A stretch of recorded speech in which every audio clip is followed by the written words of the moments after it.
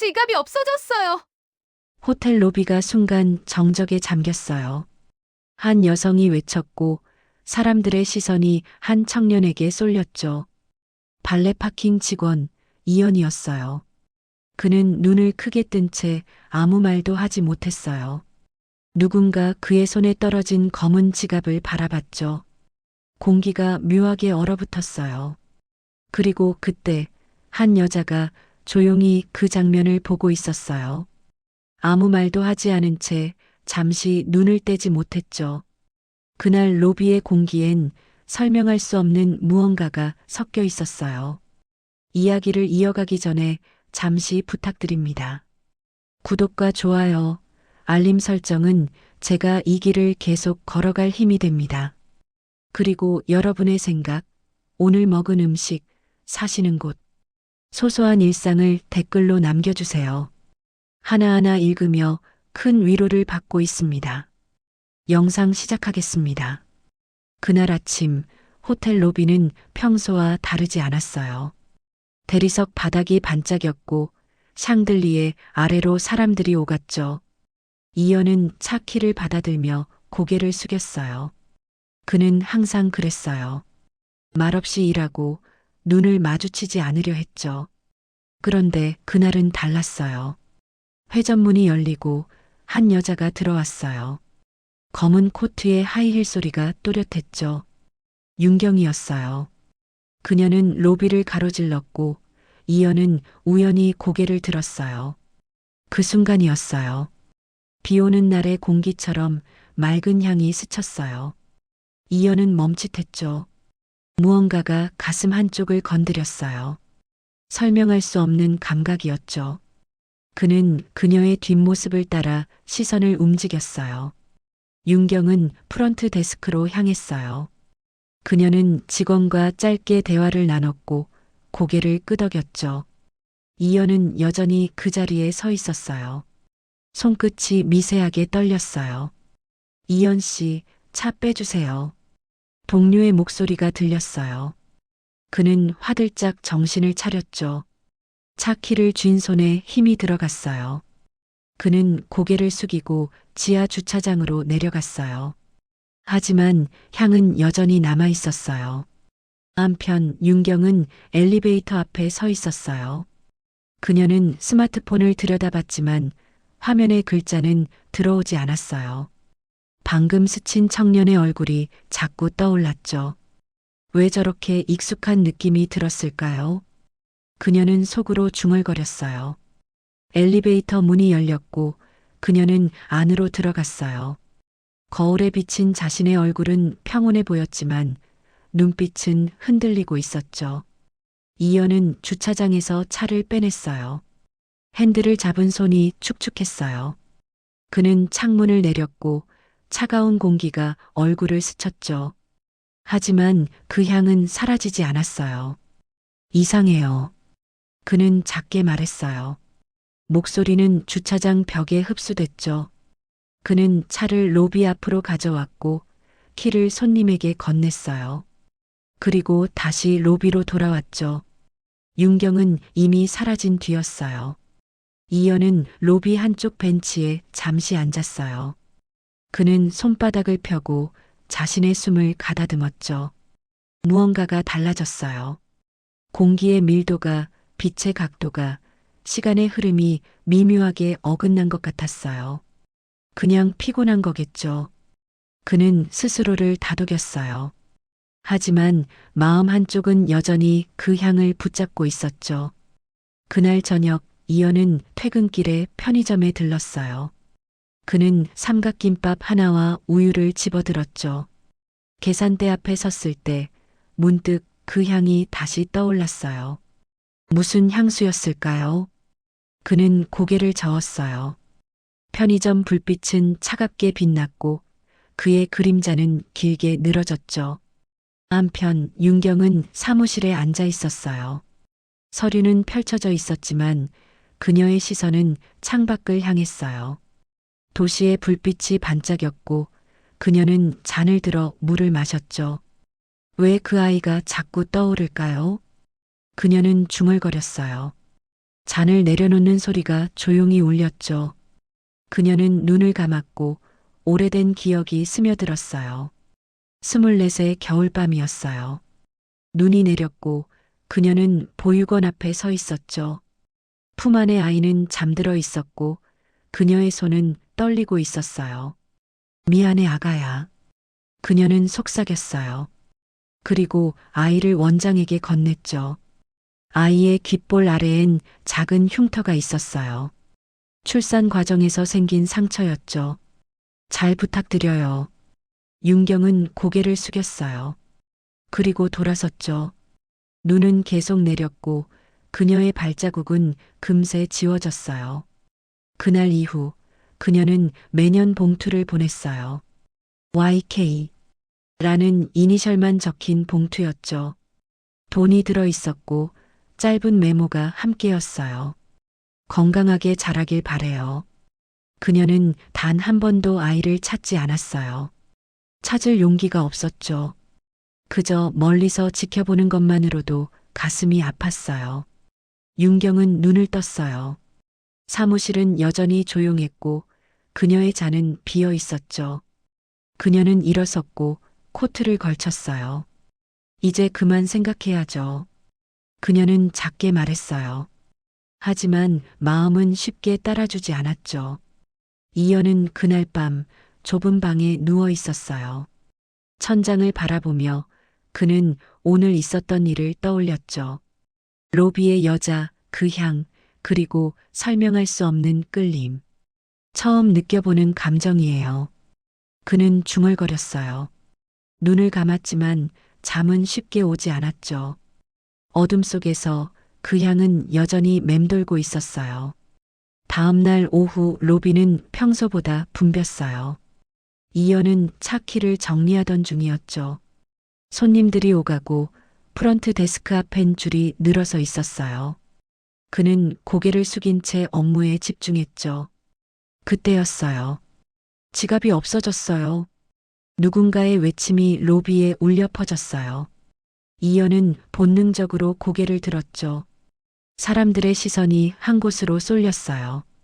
그의 발치 가까이에 검은 지갑이 떨어져 있었죠. 이연은 눈을 크게 떴어요. 손님 한 명이 그를 가리키고 있었고 주변 사람들이 속삭이기 시작했어요. 그는 아무 말도 하지 못했죠. 손끝이 차갑게 식어갔어요. 저는 목소리가 제대로 나오지 않았어요. 공기가 묘하게 얼어붙었죠. 그리고 그때 멀리서 한 여자가 그 장면을 조용히 보고 있었어요. 윤경이었어요.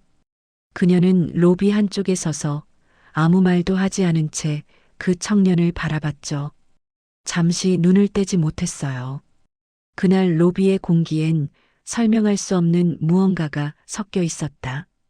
그러나 시간은 24년 전으로 거슬러 올라가야 했어요. 24세 윤경은 보육원 앞에 홀로 서 있었죠. 눈이 내리고 있었고 하얀 입김이 공기 중에 흩어졌어요. 그녀의 손은 떨리고 있었고 품 안의 아이는 잠들어 있었죠. 작은 숨소리만이 고요한 밤을 채우고 있었어요. 미안해 아가야. 그녀는 속삭였어요. 목소리는 눈 속에 묻혔고 누구도 들을 수 없었죠. 한편 보육원 문이 천천히 열렸어요. 원장이 나왔고 윤경을 조용히 바라봤죠. 그녀는 아무 말도 하지 않았어요. 그저 고개를 끄덕였을 뿐이었고 두 여자 사이엔 침묵만 흘렀어요. 잘 부탁드려요. 윤경은 아이를 원장의 팔에 건넸어요. 원장이 안아든 아이는 여전히 잠들어 있었고 귓불 아래 작은 흉터가 희미하게 보였죠. 출산 과정에서 생긴 상처였고 윤경은 그 흉터를 마지막으로 한참 바라봤어요. 건강하게 키우겠습니다. 원장은 부드럽게 말했어요. 윤경은 고개를 숙였고 천천히 돌아섰죠. 발자국은 눈 위에 하나씩 찍혔다가 금세 지워졌어요. 뒤돌아보지 않았지만 그녀의 어깨는 떨리고 있었죠. 그날 밤 윤경은 혼자 방에 앉아 있었어요. 창밖으로 눈이 계속 내렸고 그녀는 무릎을 껴안은 채 눈을 감았죠. 아이의 온기가 아직 손끝에 남아있는 것만 같았고 그 감각은 쉽게 사라지지 않았어요. 이게 맞는 선택일까요? 그녀는 중얼거렸어요. 하지만 대답은 없었고 방은 조용했으며 시간만이 무심하게 흘러갔죠. 결국 이연은 그렇게 보육원에서 자라게 되었어요. 그는 다른 아이들과 함께 밥을 먹고 함께 잠들었죠. 원장은 그를 유독 특별히 챙겼지만 이연은 그 이유를 알 수 없었어요. 연아, 오늘 기분이 어때? 원장이 따뜻하게 물었어요. 이연은 고개를 끄덕이며 늘 똑같이 대답했죠. 괜찮아요. 그는 항상 그렇게 말했어요. 감정을 드러내지 않는 아이였고 마음 깊은 곳의 외로움은 누구에게도 보여주지 않았죠. 이윽고 유치원에 다닐 무렵 운동회가 열렸어요. 다른 아이들은 부모님과 함께 달리기를 했고 환한 웃음소리가 운동장에 가득했죠. 이연은 혼자였어요. 출발선에 서서 주변을 둘러봤지만 아무도 없었고 그 빈자리는 너무나 선명했어요. 연아, 선생님이랑 같이 뛸까? 담임 선생님이 다가와서 조심스럽게 물었어요. 하지만 이연은 고개를 저었죠. 혼자 괜찮아요. 그는 작지만 단호하게 말했어요. 목소리에는 떨림이 없었고 선생님은 더 이상 아무 말도 하지 못했죠. 그러나 출발 신호가 울렸고 이연은 뛰었어요. 다른 아이들보다 느렸지만 그는 멈추지 않았고 땀이 이마에 맺혔지만 고개는 들고 있었죠. 결승선을 통과했을 때 아무도 그를 기다리지 않았고 박수도 환호도 들리지 않았어요. 잘했어요. 선생님이 등을 토닥이며 말했어요. 이연은 고개를 숙였고 그의 눈가가 붉어졌지만 눈물은 흐르지 않았죠. 참는 법을 이미 배운 아이였어요. 한편 그날 밤 이연은 침대에 누워 천장을 바라봤어요.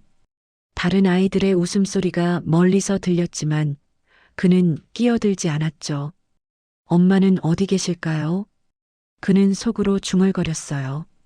하지만 대답은 없었고 어둠만이 그를 감싸고 있었죠. 결국 시간이 흘렀고 이연은 중학생이 되었어요. 그는 보육원을 나와 작은 고시원에 방을 얻었고 편의점에서 야간 알바를 시작했죠. 혼자 살아가는 법을 배웠고 누구에게도 기대지 않는 법을 익혔어요. 어느 날 그는 원장실 앞을 지나다가 문득 멈췄어요. 문틈 사이로 책상 위에 놓인 봉투가 보였고 YK라는 글씨가 선명하게 적혀 있었죠. 이연은 고개를 갸웃했지만 곧 고개를 저으며 지나쳤어요. 제 일이 아니겠죠. 그는 중얼거리며 복도를 걸어갔어요. 하지만 그날 이후 그 글씨는 자꾸 떠올랐고 YK라는 이니셜이 무슨 의미일까 궁금했지만 묻지는 않았어요. 윤경은 매년 같은 날 봉투를 보냈어요. YK라는 이니셜과 함께 돈이 들어 있었고 짧은 메모도 함께 들어 있었죠. 건강하게 자라길 바래요. 그녀는 단 한 번도 아이를 직접 찾지 않았어요. 찾을 용기가 없었고 그저 멀리서 지켜보는 것만으로도 가슴이 아팠죠. 그러나 어느 봄날 윤경은 보육원 근처를 지나가게 되었어요. 그녀는 차 안에 앉아 창밖을 바라봤고 아이들이 운동장에서 뛰어놀고 있는 모습이 보였죠. 그중 한 아이가 혼자 벤치에 앉아 있었고 윤경의 시선이 그 아이에게 머물렀어요. 저 아이는 왜 혼자일까요? 윤경은 속으로 중얼거렸어요. 하지만 차는 천천히 지나갔고 그녀는 뒤를 돌아보지 않았죠. 돌아볼 용기가 없었어요. 결국 시간은 계속 흘렀고 이연은 24살이 되었어요. 그는 호텔에서 발레 파킹 직원으로 일하기 시작했고 성실하게 매일을 살아갔죠. 한편 윤경은 사업가로 성공했고 부회장 자리에 올랐어요. 두 사람은 각자의 삶을 살았지만 어딘가에서 보이지 않는 끈이 여전히 이어져 있었죠. 그리고 그날 호텔 로비에서 두 사람은 다시 만났어요. 윤경은 로비를 가로질렀고 이연은 그녀를 우연히 스쳤죠. 향이 흘러왔고 이연은 멈칫했어요. 설명할 수 없는 감각이었고 가슴 한쪽이 이상하게 저려왔어요. 왜 이렇게 익숙한 느낌이 들까요? 이연은 속으로 중얼거렸어요. 하지만 이유를 알 수 없었고 그저 혼란스러울 뿐이었죠. 한편 윤경은 엘리베이터에 탔어요. 거울에 비친 자신의 얼굴을 보며 그녀는 고개를 저었고 방금 스친 청년의 얼굴이 자꾸 떠올랐죠. 그냥 착각이겠죠. 그녀는 말했어요. 하지만 마음 한쪽은 여전히 떨리고 있었고 진정되지 않았어요. 그날 밤 윤경은 사무실에 홀로 앉아 있었어요. 서류는 펼쳐져 있었지만 그녀의 시선은 창밖을 향했고 도시의 불빛이 반짝였지만 그녀의 눈엔 들어오지 않았죠. 그녀는 눈을 감았고 24의 겨울이 떠올랐어요. 눈 내리는 밤, 보육원 앞, 그리고 아이의 작은 숨소리가 생생하게 되살아났어요. 용서받을 수 있을까요? 그녀는 중얼거렸어요. 목소리는 방 안에 흡수됐고 대답은 없었죠. 이윽고 이연은 퇴근길에 편의점에 들렀어요. 그는 삼각김밥을 집어들고 계산대 앞에 섰고 점원이 물건을 스캔하는 동안 그는 창밖을 바라봤죠. 오늘 하루도 끝났네요. 그는 작게 말했어요. 점원은 듣지 못했고 이연은 혼잣말인 줄 알았죠. 결국 이연은 고시원으로 돌아왔어요. 좁은 방에 불을 켰고 침대에 앉아 삼각김밥을 뜯었죠. 한 입 베어 물었지만 맛은 느껴지지 않았고 그저 배를 채울 뿐이었어요. 내일도 똑같은 하루겠죠. 그는 중얼거렸어요. 하지만 어딘가에서 무언가가 달라지고 있었고 운명의 톱니바퀴가 천천히 맞물리기 시작했죠. 보육원의 겨울은 오래전 일이었어요. 하지만 그 기억은 여전히 두 사람의 마음속에 남아 있었고 지워지지 않았죠. 눈은 녹았지만 흔적은 남았고 그 흔적은 천천히 다시 맞닿고 있었다. 며칠 후 오후 윤경은 회의를 마치고 호텔을 나섰어요. 하늘은 흐렸고 바람이 불었으며 그녀는 코트깃을 세우고 횡단보도 앞에 섰죠. 신호등이 빨간불이었고 사람들이 양쪽에서 기다리고 있었어요. 윤경도 그 사이에 서서 스마트폰을 꺼내 화면을 확인했어요. 업무 메시지가 쌓여 있었고 그녀는 집중해서 화면을 들여다봤죠. 신호등이 초록불로 바뀌었고 사람들이 걷기 시작했어요. 윤경도 발을 내디뎠지만 화면에서 눈을 떼지 못했고 주변을 살피지 않았죠. 그 순간 차 한 대가 모퉁이에서 빠르게 나타났고 신호를 무시한 채 질주하고 있었어요. 위험해요. 누군가의 목소리가 날카롭게 울렸어요. 그리고 손이 그녀의 팔을 단단히 잡아당겼고 윤경은 비틀거렸죠. 차는 그녀가 서 있던 자리를 아슬아슬하게 스쳐 지나갔고 경적 소리가 귓가를 찔렀어요. 윤경은 숨을 멈췄어요. 심장이 빠르게 뛰었고 다리에 힘이 풀렸죠. 괜찮으세요? 목소리가 다시 들렸어요. 그녀는 천천히 고개를 돌렸고 이연이 서 있었죠. 그는 여전히 그녀의 팔을 잡고 있었고 눈빛엔 걱정이 가득했어요. 아, 네. 괜찮아요. 윤경은 떨리는 목소리로 말했어요.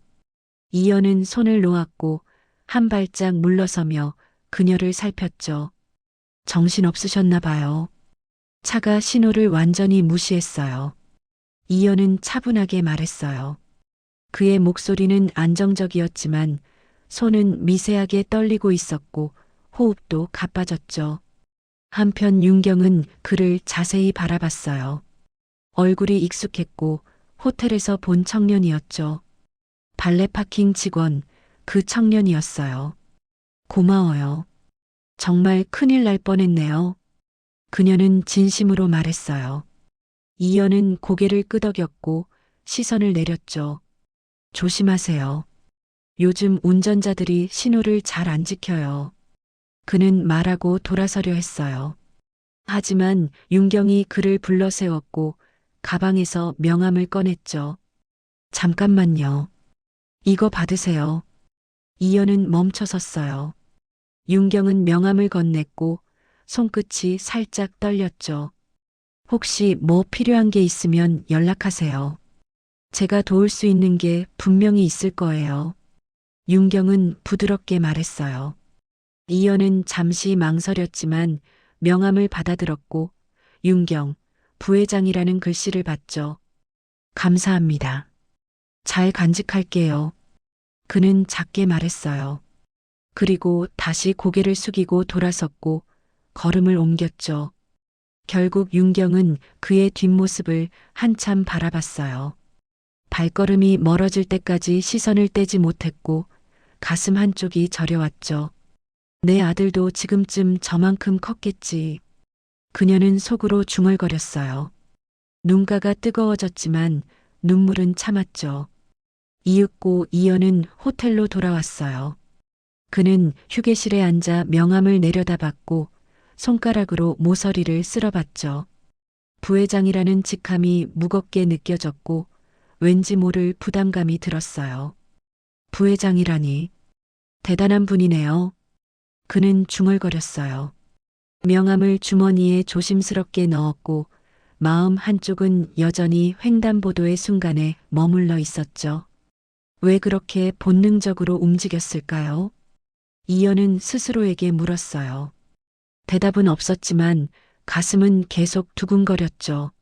한편 윤경은 사무실로 돌아왔어요. 그녀는 의자에 앉아 창밖을 바라봤고 도시의 풍경이 펼쳐졌지만 아무것도 보이지 않았죠. 그녀의 시선은 멍했고 생각은 다른 곳에 있었어요. 그 아이 왜 자꾸 눈에 밟힐까요? 그녀는 중얼거렸어요. 비서가 노크했고 윤경은 화들짝 정신을 차렸죠. 들어오세요.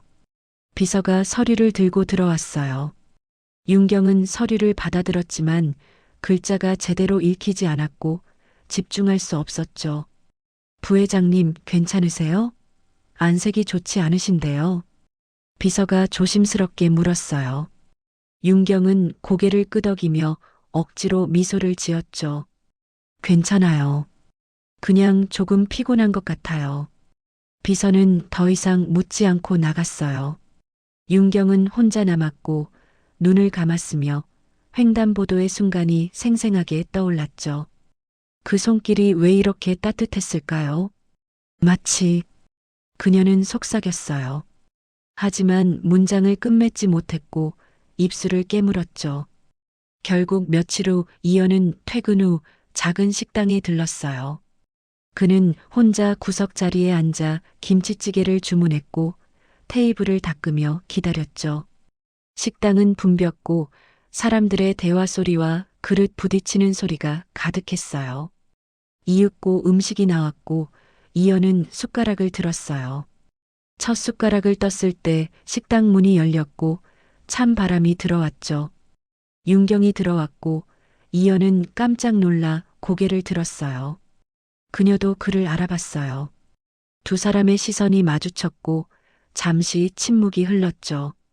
여기서 또 만나네요. 정말 신기하죠? 윤경이 먼저 환하게 웃으며 말했어요. 이연은 고개를 숙이며 작게 대답했죠. 우연이네요. 집 근처라서 가끔 와요. 저도 이 근처에 일이 있었어요. 자리가 없는데 혹시 같이 앉아도 될까요? 윤경이 조심스럽게 물었어요. 이연은 잠시 망설였지만 고개를 끄덕였고 맞은편 자리를 가리켰죠. 네, 괜찮아요. 앉으세요. 윤경은 앉았고 메뉴를 봤으며 그녀도 김치찌개를 주문했죠. 한편 두 사람 사이엔 어색한 침묵이 흘렀어요. 이연은 조용히 식사를 계속했고 윤경은 그를 힐끗힐끗 봤죠. 여기 자주 오세요? 윤경이 먼저 대화를 시작했어요. 이연은 고개를 저으며 숟가락을 내려놓았죠. 가끔이요. 혼자 먹기엔 이런 곳이 편해서요. 저도 이해해요. 혼자 식사하는 게 편할 때가 있죠. 윤경은 공감하며 말했어요. 이연은 고개를 끄덕였고 다시 식사를 시작했죠. 그러나 음식이 나왔고 윤경도 숟가락을 들었어요. 두 사람은 말없이 먹었지만 공기는 점차 편안해졌고 어색함이 사라졌죠. 저번에 정말 고마웠어요. 당신이 아니었으면 큰일 날 뻔했어요. 윤경이 진심을 담아 말했어요. 이연은 고개를 들었고 얼굴이 살짝 붉어졌죠. 별일 아니었어요. 누구라도 그랬을 거예요. 아니에요. 그렇게 빨리 반응할 수 있는 사람은 많지 않아요. 윤경은 단호하게 말했어요. 이연은 다시 고개를 숙였고 대답 대신 국물을 한 숟가락 떴죠. 이윽고 식사를 마쳤고 윤경은 지갑을 꺼냈어요. 이연은 손을 저으며 말했죠. 제가 낼게요. 제 밥인데요. 아니에요. 제가 먼저 제안했으니까 제가 낼게요. 감사의 표시예요. 윤경은 웃으며 고집했어요. 이연은 더 이상 거절하지 않았고 고개를 숙여 감사를 표했죠. 결국 두 사람은 식당을 나섰어요. 밤 공기가 차갑게 얼굴을 스쳤고 거리엔 가로등이 하나둘 켜지고 있었죠. 집이 어디세요? 같은 방향이면 같이 가요. 윤경이 제안했어요. 이연은 손을 들어 방향을 가리켰고 윤경도 같은 방향이라고 말했죠. 두 사람은 나란히 걸었어요.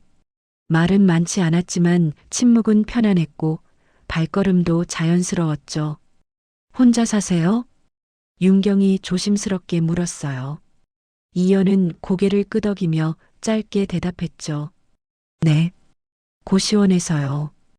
혼자 살면 외롭지 않으세요? 외롭긴 하지만 익숙해요. 오래 혼자 살았거든요. 이연은 담담하게 말했어요. 윤경은 그의 대답에서 깊은 외로움을 느꼈고 가슴 한쪽이 저려왔죠. 한편 두 사람은 계속 걸었어요. 가로등 불빛이 그들의 그림자를 길게 늘렸고 바람이 머리카락을 흩날렸죠.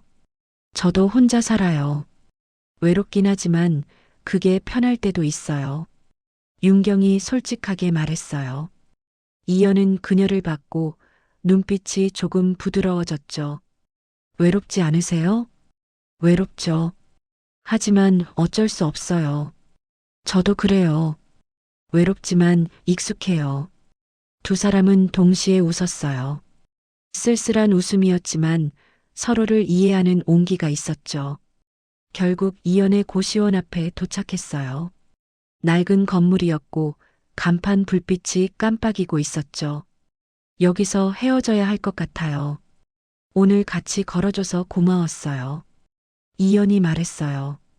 윤경은 멈춰섰고 그를 바라봤죠. 조심히 들어가세요. 오늘 즐거웠어요. 네, 당신도 조심히 가세요. 이연은 고개를 숙이고 돌아섰어요. 윤경은 그의 뒷모습을 바라봤고 계단을 올라가는 모습을 끝까지 지켜봤죠. 왜 이렇게 마음이 편할까요? 마치 가족처럼. 그녀는 속으로 중얼거렸어요. 눈물이 맺혔지만 흘리지는 않았죠. 이윽고 이연은 고시원으로 돌아왔어요. 그는 침대에 누워 천장을 바라봤고 오늘 있었던 일들이 주마등처럼 지나갔죠. 횡단보도, 식당, 그리고 함께 걸었던 길이 선명하게 떠올랐어요. 이상한 하루였어요. 하지만 나쁘지 않았어요. 그는 중얼거렸어요. 마음 한쪽이 따뜻했고 오랜만에 편안한 기분이 들었죠. 한편 윤경도 집으로 돌아왔어요. 그녀는 소파에 앉아 와인을 따랐고 한 모금 마셨지만 맛은 느껴지지 않았죠. 그 아이 정말 착하고 따뜻한 것 같아요. 그녀는 중얼거렸어요. 잔을 내려놓고 눈을 감았으며 24의 겨울이 다시 떠올랐죠. 보육원 앞 눈 내리는 밤, 그리고 작은 숨소리가 귓가에 생생했어요. 지금쯤 어떻게 자랐을까요? 행복할까요? 윤경은 속삭였어요. 눈가가 뜨거워졌고 이번엔 눈물이 흘러내렸죠. 그날 밤 두 사람은 각자의 방에서 같은 하늘을 보고 있었어요. 말없이 조용히 서로를 생각하며 밤을 보냈고 횡단보도에서 시작된 인연은 천천히 깊어지고 있었다. 그러나 어느 주말 오후 이연은 시내를 걷고 있었어요. 날씨가 좋았고 거리엔 사람들이 많았으며 그는 헤드폰을 끼고 천천히 걸었죠. 음악이 귓속으로 흘러들었고 주말의 여유로운 공기가 가슴을 채웠어요. 이윽고 앞쪽에서 익숙한 뒷모습이 보였어요. 검은 코트의 단정한 걸음걸이, 윤경이었죠. 이연은 무의식적으로 걸음을 늦췄고 그녀는 쇼윈도를 보며 천천히 걸었어요. 왜 따라가는 거죠? 그는 속으로 중얼거렸어요. 하지만 발걸음은 멈추지 않았고 마치 자석에 이끌리듯 그녀의 뒤를 따랐죠. 한편 윤경은 횡단보도 앞에 섰어요. 신호를 기다리며 그녀는 가방을 어깨에 고쳐 메었고 주변 사람들과 함께 초록불을 기다렸죠. 그 순간 이연은 보았어요. 한 남자가 윤경에게 슬금슬금 다가가고 있었고 손이 그녀의 가방 쪽으로 서서히 뻗쳐지고 있었죠. 위험해요. 이연은 본능적으로 소리치며 달렸어요. 남자는 가방을 낚아채려 했지만 이연이 그의 팔을 단단히 붙잡았고 두 사람 사이에 짧은 몸싸움이 벌어졌죠. 뭐 하는 거예요? 이연이 외쳤어요. 남자는 놀라 발버둥 쳤고 주변 사람들이 하나둘 모여들기 시작했죠. 나, 당장 나. 남자가 소리쳤어요. 하지만 이연은 놓지 않았고 그의 손에 힘이 들어갔어요. 결국 윤경은 뒤돌아섰어요. 이연이 남자와 씨름하고 있었고 그녀의 얼굴이 창백하게 변했죠. 이연 씨, 윤경이 급하게 외쳤어요. 주변 사람들이 도왔고 남자는 결국 팔을 빼내 도망쳤으며 이연은 숨을 몰아쉬며 그 자리에 서 있었죠. 괜찮으세요? 다친 데는 없어요? 윤경이 급히 다가와 물었어요. 이연은 고개를 끄덕이며 손을 털었죠. 네, 괜찮아요. 별일 없어요. 가방은요? 확인해 봐야 해요. 무사해요. 다행히 채지 못했어요. 윤경은 가방을 열어 확인했어요. 지갑과 핸드폰이 그대로였고 안도의 한숨이 흘러나왔죠. 고마워요. 당신이 아니었으면 정말 큰일 날 뻔했어요. 윤경은 진심을 담아 말했어요. 이연은 고개를 저으며 시선을 내렸죠. 별일 아니에요. 당연한 거예요. 아니에요. 당신은 정말 용감해요. 보통 사람은 그렇게 못해요. 윤경은 단호하게 말했어요. 이연은 얼굴이 붉어졌고 손을 주머니에 넣었죠. 저도 모르게 몸이 움직였어요. 생각할 시간이 없었어요. 그게 더 대단한 거예요. 본능적으로 누군가를 보호한 거니까요. 윤경은 따뜻하게 웃었어요. 이연은 시선을 피했고 귀까지 붉어졌죠. 한편 주변 사람들이 흩어지고 두 사람만 남았어요.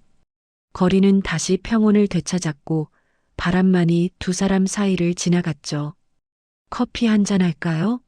제가 꼭 사고 싶어요. 윤경이 제안했어요. 이연은 잠시 망설였지만 고개를 끄덕였고 작게 대답했죠. 좋아요. 감사합니다. 결국 두 사람은 근처 카페로 향했어요. 카페는 조용했고 창가 자리가 비어 있었으며 부드러운 음악이 흘러나오고 있었죠. 윤경은 아메리카노 두 잔을 주문했고 이연과 마주 앉았어요. 정말 고마워요. 오늘 두 번째로 말하는 것 같네요. 윤경이 다시 말했어요. 이연은 고개를 숙이며 손을 허공에 저었죠. 괜찮아요. 누구라도 그랬을 거예요. 아니에요. 대부분 사람들은 그냥 지나쳐요. 당신처럼 행동하는 사람은 드물어요. 윤경은 단호하게 말했어요. 커피가 나왔고 두 사람은 잔을 들어 한 모금 마셨죠.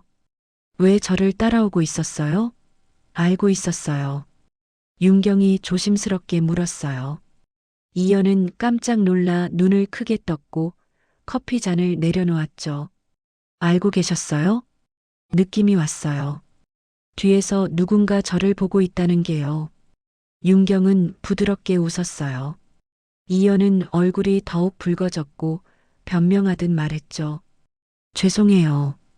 우연히 뒷모습을 봤는데 그냥 발이 따라갔어요. 특별한 이유가 있었어요? 잘 모르겠어요. 그냥 몸이 움직였어요. 이상하죠? 이연은 솔직하게 말했어요. 윤경은 그를 따뜻하게 바라봤고 미소가 번졌죠. 이상한 인연이네요. 우리 둘 말이에요. 네. 무슨 뜻이에요? 우리 자주 마주치잖아요. 호텔에서 횡단보도에서 식당에서 그리고 오늘. 윤경은 손가락으로 하나씩 세며 말했어요. 이연은 고개를 끄덕이며 생각에 잠겼죠. 정말 그렇네요. 신기한 일이에요. 운명 같은 거 믿어요? 정해진 만남이라는 거요. 윤경이 조심스럽게 물었어요. 이연은 잠시 생각하더니 천천히 대답했죠. 잘 모르겠어요. 하지만 우연치곤 너무 자주 만나는 것 같긴 해요. 저도 그렇게 생각해요. 뭔가 의미가 있는 것 같아요. 윤경은 말하며 커피를 한 모금 마셨어요. 잔을 내려놓는 손이 살짝 떨렸고 숨을 고르며 다음 질문을 준비했죠. 혹시 가족 있어요? 연락하고 지내는 사람 있으세요? 윤경이 최대한 자연스럽게 물었어요. 이연은 고개를 저으며 담담하게 대답했죠. 없어요. 저는 보육원 출신이거든요. 그 순간 윤경의 손이 미세하게 떨렸어요. 커피 잔이 흔들렸지만 이연은 눈치채지 못했죠. 윤경은 애써 평온한 표정을 유지하며 물었어요. 보육원이요? 어릴 때부터 거기서 자랐어요? 네. 태어나자마자 맡겨졌다고 들었어요. 부모님은요? 혹시 연락하고 지내시나요? 모르겠어요. 기억도 없고 찾을 생각도 없어요. 이연은 여전히 담담하게 말했어요. 윤경은 입술을 깨물었고 가슴이 무너져 내리는 것 같았죠. 찾고 싶지 않아요? 궁금하지 않아요? 찾아서 뭐 하겠어요. 저를 버린 사람들인데요. 이연의 목소리는 차갑고 단호했어요. 윤경은 숨이 막혔고 가슴이 찢어지는 것 같았죠. 그래도 혹시 어쩔 수 없는 사정이 있었을지도 몰라요. 무슨 사정이든 상관없어요. 아이를 버린 건 변하지 않으니까요. 이연은 단호하게 말했어요. 윤경은 아무 말도 하지 못했고 그저 커피 잔을 응시할 뿐이었죠. 죄송해요. 너무 무겁게 말했네요. 이연이 사과했어요. 윤경은 고개를 저었죠. 아니에요. 제가 먼저 물어봤으니까요. 두 사람은 잠시 침묵했어요. 카페에 음악만 흘러나왔죠. 저도 사실 아이가 있었어요.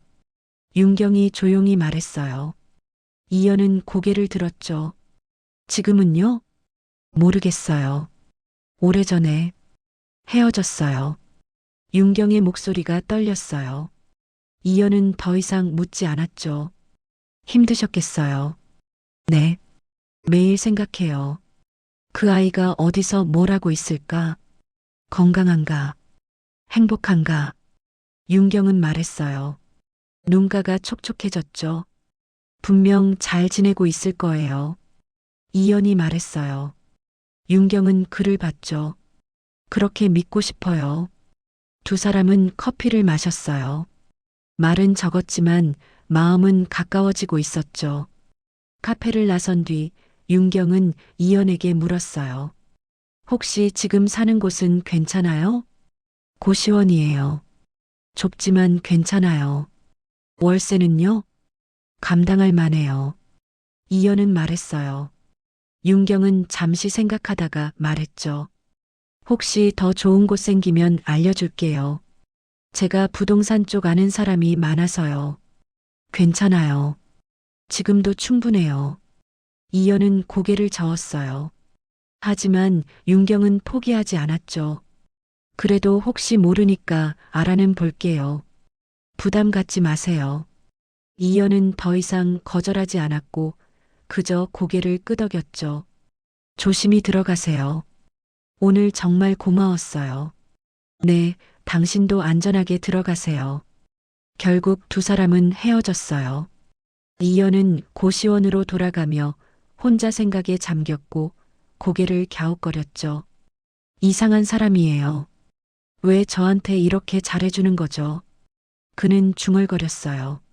하지만 마음 한쪽은 따뜻했고 웃음이 나왔죠. 한편 윤경은 차에 타며 참았던 눈물을 닦았어요. 손이 떨렸고 호흡이 불규칙해졌죠. 보육원 출신이라니. 설마. 그녀는 속삭였어요. 가슴이 찢어지는 것 같았고 모든 퍼즐 조각이 맞춰지고 있었죠. 혹시 그 아이가 내 아들일까요? 윤경은 생각했어요. 하지만 확신할 수 없었고 단지 강한 느낌만 있었죠. 설명할 수 없는 끌림과 본능적인 확신이었어요. 알아봐야겠어요. 반드시요. 그녀는 단호하게 결심했어요. 핸들을 잡은 손에 힘이 들어갔고 눈빛이 강렬해졌죠. 이윽고 그날 밤 윤경은 보육원 원장에게 전화를 걸었어요. 심장이 빠르게 뛰었고 손이 떨렸죠. 여보세요, 원장님. 윤경입니다. 아, 윤경 씨. 정말 오랜만이네요. 어떻게 지내셨어요? 원장의 따뜻한 목소리가 들렸어요. 윤경은 숨을 깊이 들이쉬며 용기를 냈죠.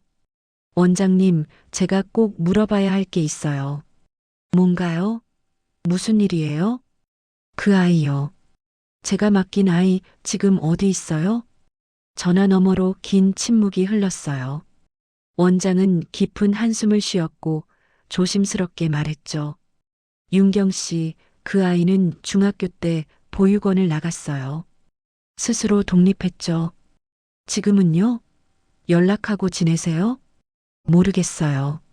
한동안 연락이 끊겼어요. 윤경의 가슴이 철렁 내려앉았어요. 호흡이 가빠졌고 목소리가 떨렸죠. 이름이라도 알 수 있을까요? 제발이요. 윤경 씨, 그건 개인정보라서. 부탁이에요, 원장님. 제 아이예요.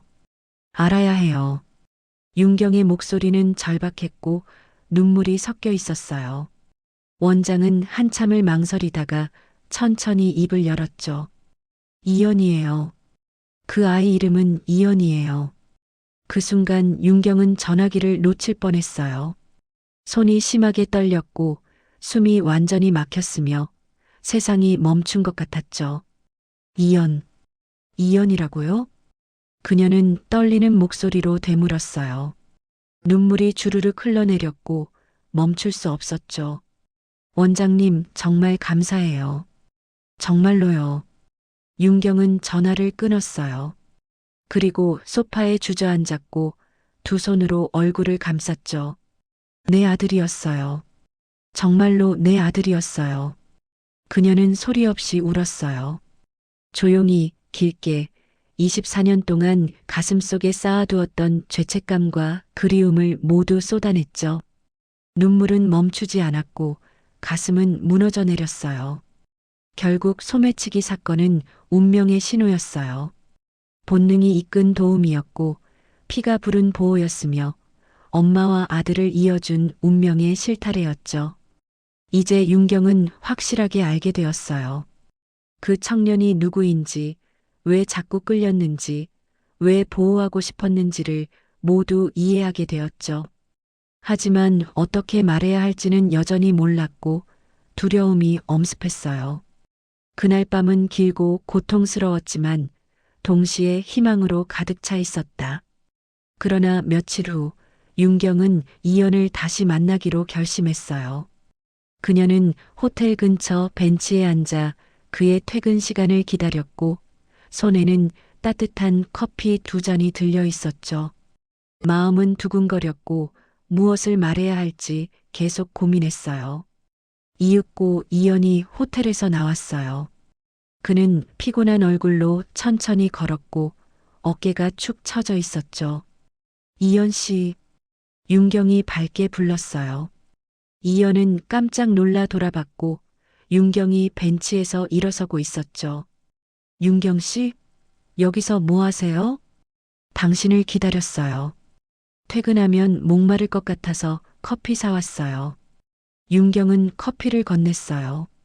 이연은 당황했지만 두 손으로 받아들었고 따뜻한 온기가 손에 전해졌죠. 감사해요. 그런데 왜 이렇게까지 하세요? 그냥 보고 싶었어요. 이상한가요? 윤경은 솔직하게 말했어요.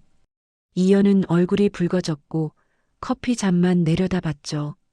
저 같은 사람이요? 특별할 것도 없는데요. 네. 당신 같은 사람이요. 당신은 특별해요. 윤경은 따뜻하게 웃었어요. 이연은 시선을 피했고 심장이 빠르게 뛰었죠. 같이 걸을까요? 혼자 가긴 아직 이른 시간이에요. 윤경이 제안했어요. 이연은 잠시 망설이다가 고개를 끄덕였고 함께 걷기 시작했죠. 한편 두 사람은 천천히 걸었어요. 가로등이 하나둘 켜지고 거리는 조용해졌으며 윤경은 이연 옆에서 걸으며 그의 얼굴을 힐끗 봤죠. 오늘 많이 힘들었어요? 얼굴이 피곤해 보여요. 평소랑 비슷해요. 늘 이래요. 이연은 담담하게 말했어요. 윤경은 고개를 끄덕이며 안타까운 표정을 지었죠. 일은 재미있어요? 아니면 그냥 생활비 때문에요? 재미있진 않아요. 하지만 괜찮아요. 먹고 살려면요. 이연은 솔직하게 말했어요. 윤경은 쓸쓸하게 웃었고 그의 솔직함이 마음에 와닿았죠. 거짓말 안 하는 성격이네요. 거짓말은 못해요. 들키거든요.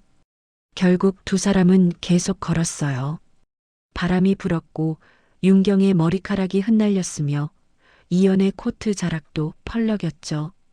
그 순간이었어요. 이연은 다시 그 향을 느꼈어요. 비 오는 날의 공기처럼 맑은 향, 첫날 로비에서 스쳤던 바로 그 향이었죠. 가슴이 두근거렸고 호흡이 깊어졌어요. 이연은 걸음을 멈췄어요. 윤경도 따라 멈춰섰고 그를 걱정스럽게 바라봤죠. 왜 그래요? 어디 불편해요? 윤경이 물었어요. 이연은 천천히 그녀를 보았고 조심스럽게 말했죠. 이상하게 당신한테서 향이 나요. 익숙한 향이요. 향이요? 무슨 향인데요? 네. 처음 봤을 때도 느꼈어요.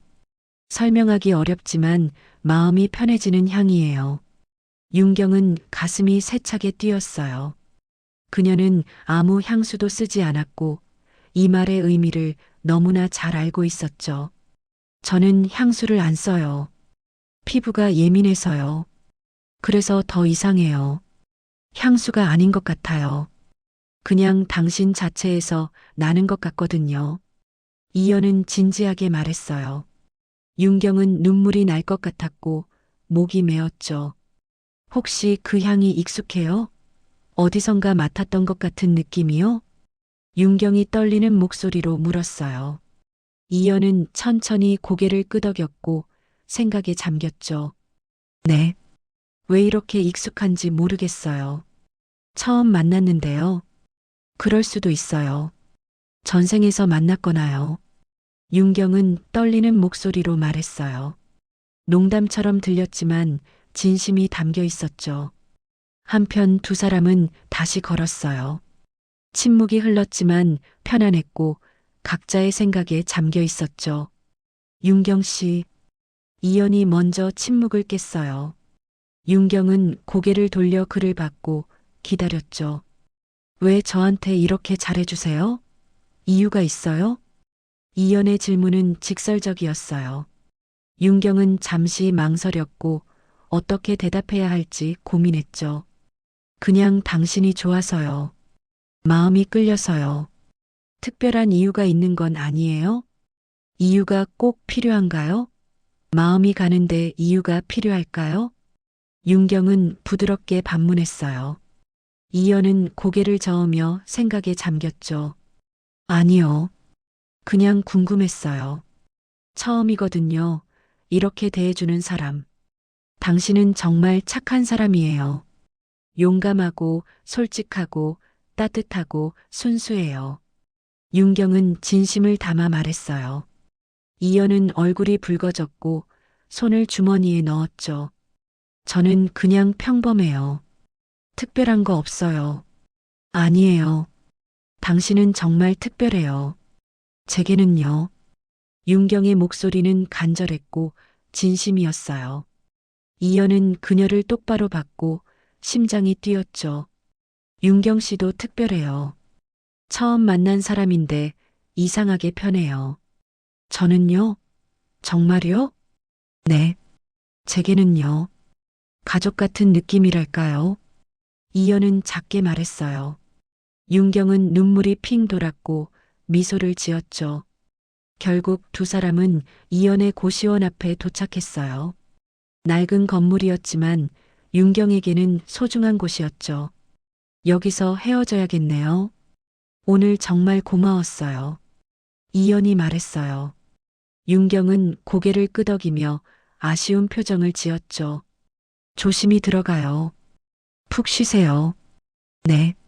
커피 정말 고마웠어요. 덕분에 기분이 좋아졌어요. 이연은 인사하고 돌아서려 했어요. 하지만 윤경이 그를 다시 불렀고 목소리가 떨렸죠. 이연 씨, 잠깐만요. 이연은 돌아봤어요. 윤경은 용기를 내어 물었죠. 또 봐도 될까요? 자주요. 윤경의 목소리는 떨렸고 간절했어요. 이연은 잠시 생각하다가 환하게 웃으며 고개를 끄덕였죠. 네, 물론이죠. 좋아요. 윤경은 환하게 웃었고 눈가가 촉촉해졌어요. 이연도 따라 웃었고 서로를 바라봤죠. 그럼 내일 또 올게요. 같은 시간에요. 내일도요? 매일 오시는 거예요? 네. 괜찮으면요. 안 되나요? 아니요, 괜찮아요. 좋아요. 이연은 말했어요. 윤경은 손을 흔들었고 이연도 손을 흔들며 계단을 올라갔죠.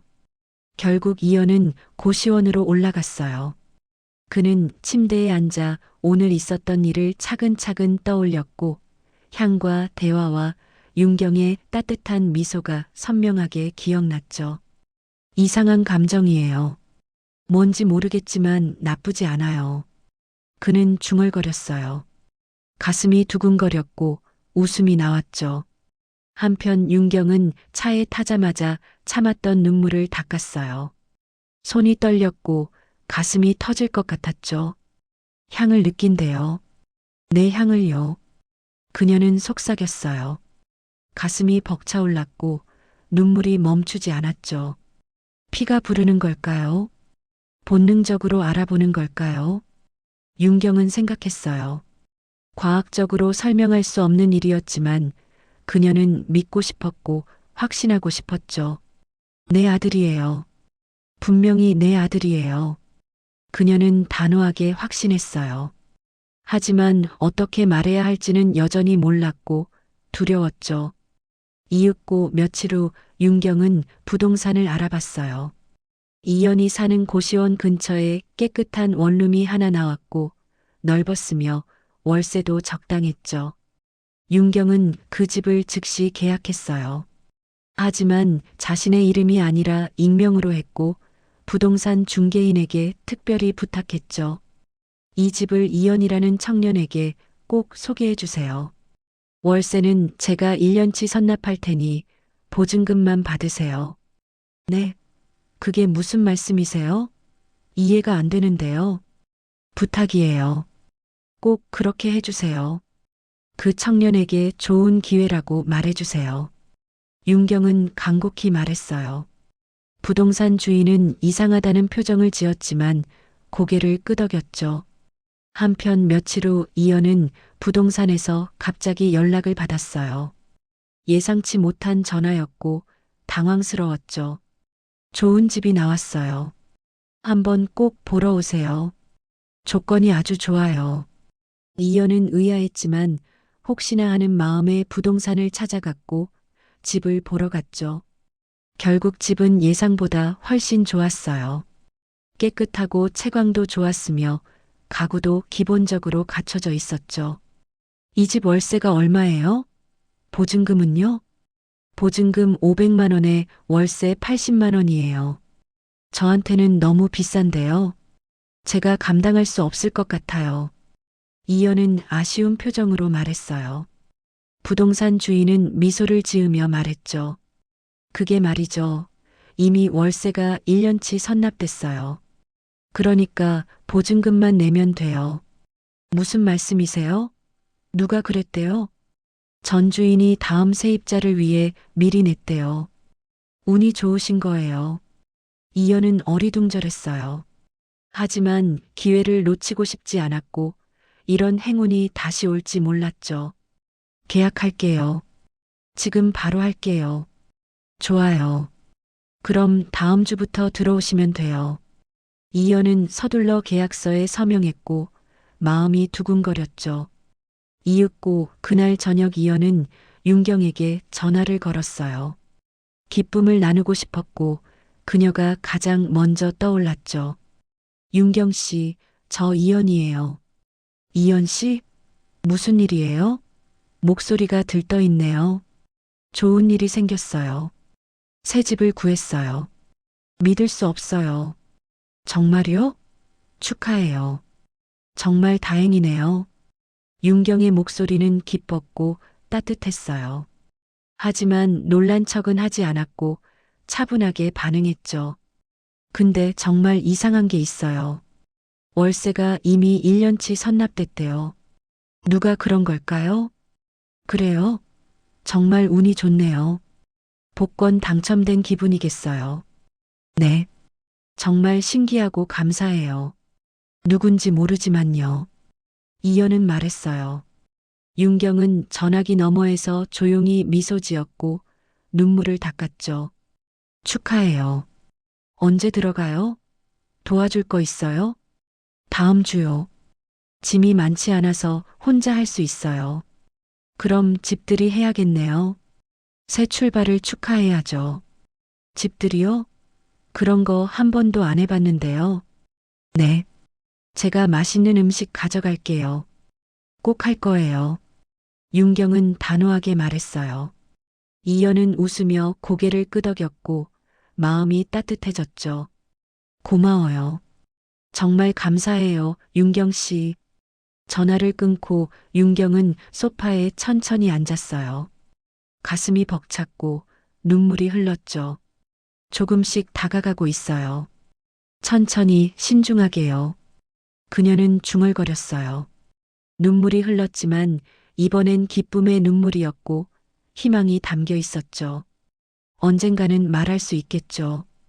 당신이 내 아들이라고 24년 동안 그리워했다고. 윤경은 속삭였어요. 창밖으로 별이 빛났고 밤하늘은 깊고 푸르렀죠. 한편 이연도 창밖을 바라보고 있었어요. 고시원 창문 너머로 똑같은 별들이 보였고 마음이 평온했죠. 새 시작이에요. 드디어 제대로 된 집이 생겼어요. 그는 중얼거렸어요. 마음이 가벼웠고 미래가 밝게 느껴졌죠. 그리고 그 마음 한쪽엔 여전히 그 향이 맴돌고 있었어요. 비 오는 날의 공기처럼 맑은 향, 설명할 수 없지만 편안한 향이었죠. 윤경의 향. 그는 몰랐지만 그것은 엄마의 향이었다. 그러나 평온은 오래가지 않았어요. 어느 날 오후 윤경은 사무실에서 예상치 못한 방문객을 맞이했죠. 비서가 당황한 표정으로 들어왔고 손에는 명함이 들려 있었어요. 부회장님, 기자 한 분이 찾아오셨는데요. 약속이 없으신 분인데 꼭 뵙고 싶다고 하세요. 비서가 조심스럽게 말했어요. 윤경은 명함을 받아들었고 최진혁 사회부 기자라는 글씨가 눈에 들어왔죠. 들어오라고 하세요. 윤경은 침착하게 말했어요. 하지만 가슴 한쪽이 불안하게 떨렸고 좋지 않은 예감이 들었죠. 이윽고 문이 열렸고 중년 남자가 들어왔어요. 최진혁은 마른 체구에 날카로운 눈빛을 가진 사람이었고 미소를 지었지만 따뜻하지 않았죠. 안녕하십니까, 부회장님. 귀한 시간 내주셔서 감사합니다. 최진혁은 공손하게 인사했어요. 윤경은 고개를 끄덕이며 의자를 가리켰죠. 앉으세요. 무슨 일로 오셨나요? 흥미로운 이야기를 하나 들었습니다. 확인하고 싶어서 왔죠. 최진혁은 앉으며 가방에서 파일을 꺼냈어요.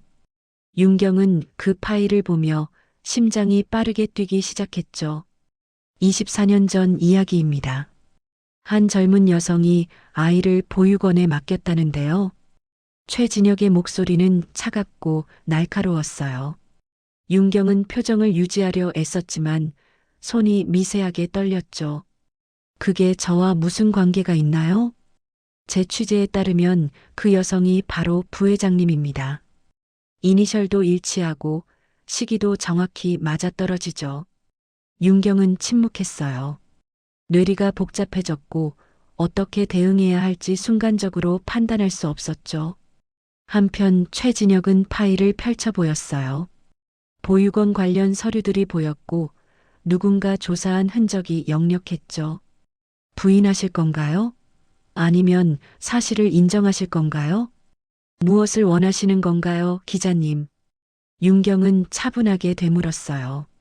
목소리는 흔들리지 않았지만 가슴속은 폭풍이 몰아치고 있었죠. 진실을 보도하고 싶습니다. 대중에게 알릴 권리가 있죠. 진실이요? 아니면 가십이요? 윤경의 목소리가 조금 날카로워졌어요. 최진혁은 미소를 지었고 그 미소는 더욱 차가웠죠. 물론 사적으로 해결할 방법도 있습니다. 서로에게 이로운 방법으로요. 그 순간 윤경은 알아차렸어요. 이것은 단순한 취재가 아니라 협박이었고 돈을 요구하는 거였죠. 얼마를 원하시는 건가요? 윤경은 직설적으로 물었어요. 최진혁은 숫자를 적은 메모지를 건넸고 윤경은 그것을 보며 한숨을 쉬었죠.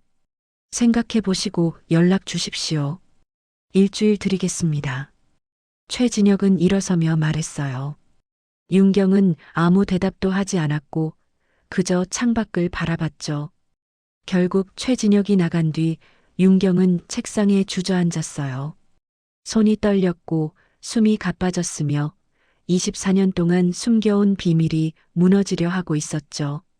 이연희가 알게 되면 어떡하죠? 아직 아무것도 말하지 못했는데 그녀는 중얼거렸어요. 눈물이 흘렀고 멈출 수가 없었죠. 이윽고 그날 저녁 윤경은 이연을 만났어요. 약속된 만남이었고 이연의 새집 근처 카페에서 만나기로 했죠. 하지만 윤경의 마음은 무겁게 가라앉아 있었고 웃음을 지을 수가 없었어요. 윤경 씨, 왜 그래요? 안색이 안 좋아 보여요. 이연이 걱정스럽게 물었어요. 윤경은 고개를 저으며 억지로 미소를 지었죠. 괜찮아요. 그냥 일이 좀 많아서요. 무리하지 마세요. 건강이 제일 중요한데요. 이연은 진심으로 걱정했어요. 윤경은 그의 따뜻한 눈빛을 보며 가슴이 아팠고 눈물이 날 것 같았죠. 고마워요. 당신 덕분에 기분이 좋아져요. 제가 뭘 했다고요? 그냥 같이 앉아 있는 것뿐인데요. 그것만으로도 충분해요. 당신이 있어주는 것만으로도요. 윤경은 진심을 담아 말했어요. 이연은 얼굴이 붉어졌고 커피 잔을 들어 한 모금 마셨죠. 한편 두 사람은 잠시 침묵했어요. 카페에 음악만 흘러나왔고 창밖으로 사람들이 지나갔죠. 윤경 씨, 혹시 고민 있으면 말해요. 제가 도울 수 있을지 모르지만요. 이연이 조심스럽게 말했어요. 윤경은 그를 받고 말하고 싶은 충동이 강하게 밀려왔죠. 이연 씨, 만약에요. 만약 누군가 과거에 큰 실수를 했다면 용서받을 수 있을까요? 실수요? 어떤 실수인데요? 돌이킬 수 없는 실수요. 평생 후회하는 그런 실수요. 윤경의 목소리는 떨렸어요. 이연은 잠시 생각하더니 천천히 대답했죠. 사람은 누구나 실수를 하잖아요. 중요한 건 그 실수를 어떻게 대하느냐인 것 같아요. 용서받을 수 있을까요? 진심으로 후회하고 바로잡으려 노력한다면요. 그럼 용서받을 자격이 있다고 생각해요. 이연은 진지하게 말했어요. 윤경은 눈물이 핑 돌았고 고개를 숙였죠. 고마워요. 위로가 돼요. 무슨 일인지 모르겠지만 힘내세요. 윤경 씨는 좋은 사람이에요. 이연은 말했어요.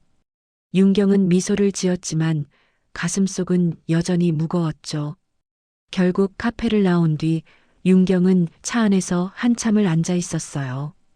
핸들을 잡은 손이 떨렸고 최진혁의 얼굴이 계속 떠올랐죠. 돈을 주면 끝날까요? 아니면 계속 요구할까요? 그녀는 중얼거렸어요. 하지만 더 큰 고민은 이연이었고 그가 진실을 알게 되는 것이 두려웠죠. 아직은 말할 수 없어요. 준비가 안 됐어요. 윤경은 속삭였어요. 눈물이 흘렀고 밤은 깊어지고 있었죠. 이윽고 며칠 후 윤경은 최진혁을 다시 만났어요. 조용한 레스토랑 구석 자리였고 사람들의 눈을 피할 수 있는 곳이었죠. 결정하셨습니까? 최진혁이 물었어요. 윤경은 봉투를 꺼냈고 테이블 위에 놓았죠. 이걸로 끝이에요. 다시는 저를 찾아오지 마세요. 물론입니다. 약속드리죠.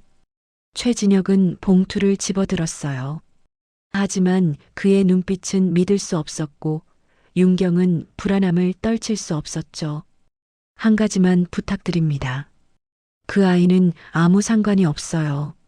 제발 그 아이에게는 피해가 가지 않게 해주세요. 윤경의 목소리는 간절했어요. 최진혁은 잠시 생각하더니 고개를 끄덕였죠. 알겠습니다. 그 부분은 빼겠습니다.